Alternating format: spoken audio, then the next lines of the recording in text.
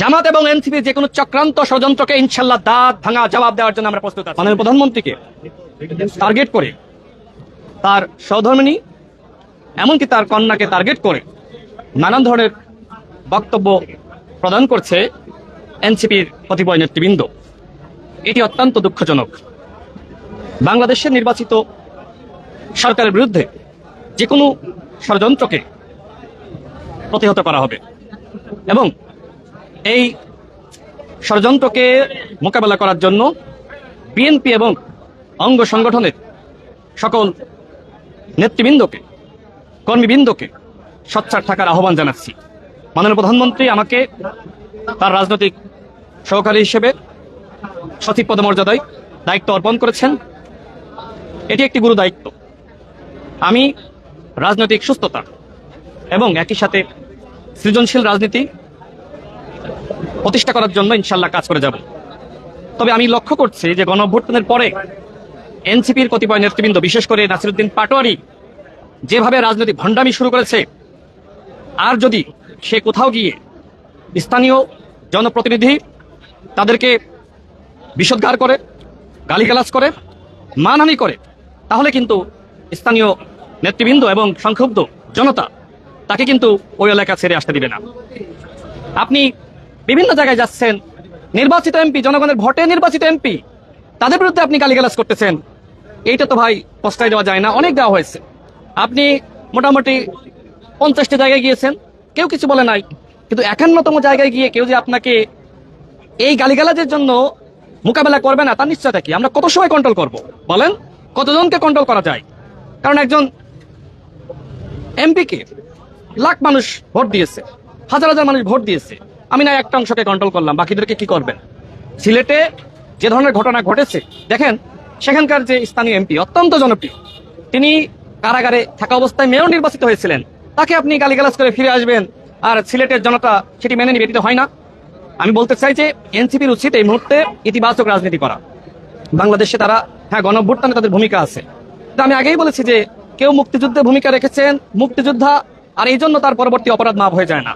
সুতরাং গণঅভ্যুত্থানে আপনি নেতৃত্ব দিয়েছেন, আপনি ভূমিকা রেখেছেন, এই জন্য পরবর্তীতে আপনি যে রাজনৈতিক অপসংস্কৃতি, আপনি যে রাজনৈতিক মাঠকে আপনি গালিগালাজের মাঠে আপনি তৈরি করেছেন, এইটার জন্য ভাই আপনার খেসারত দেওয়া লাগবে।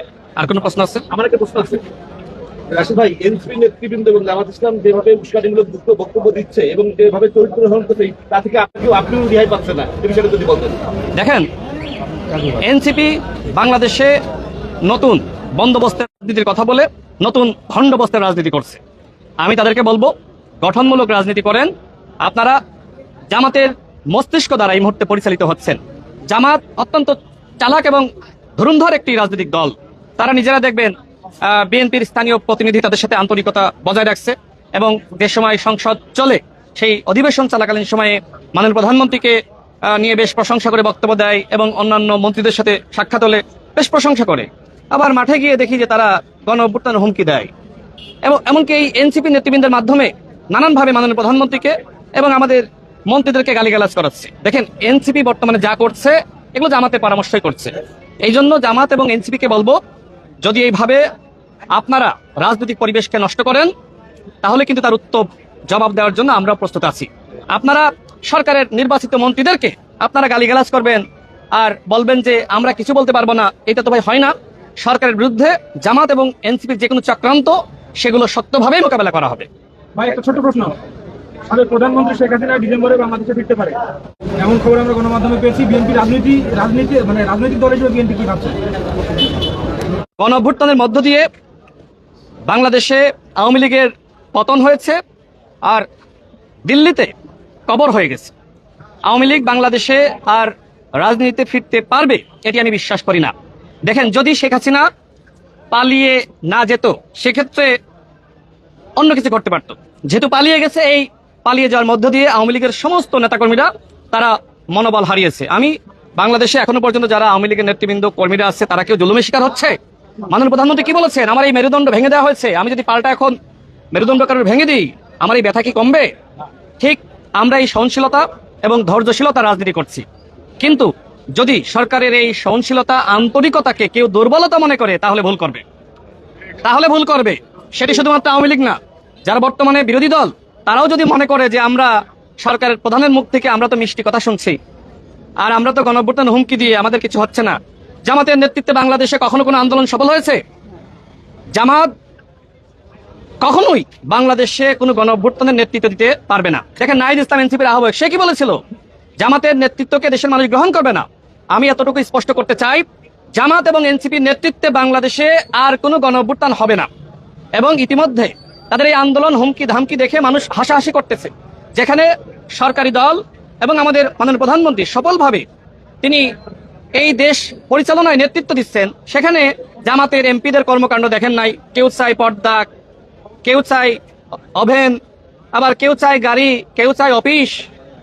এগুলো তাদের কমিটমেন্ট ছিল। নির্বাচনের আগে বলেছিল যে ক্ষমতায় গেলে আমরা সরকারি সুযোগ সুবিধা নিব না। এখন তারা বলছে যে সরকারের একজন এমপি যে সুযোগ সুবিধা পায় আমিও তাই পাবো।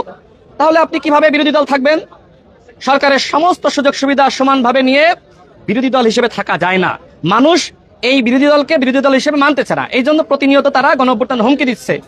কেউ কেউ বলছে যে একদিনের মধ্যে সরকার পতন ঘটিয়ে দিবে, 1 মিনিটের মধ্যে নাকি পতন ঘটিয়ে দিবে।